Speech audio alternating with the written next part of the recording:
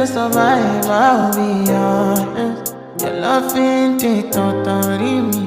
I am so obsessed. I want to chop your kwabi. Ule, nobody dey back me she.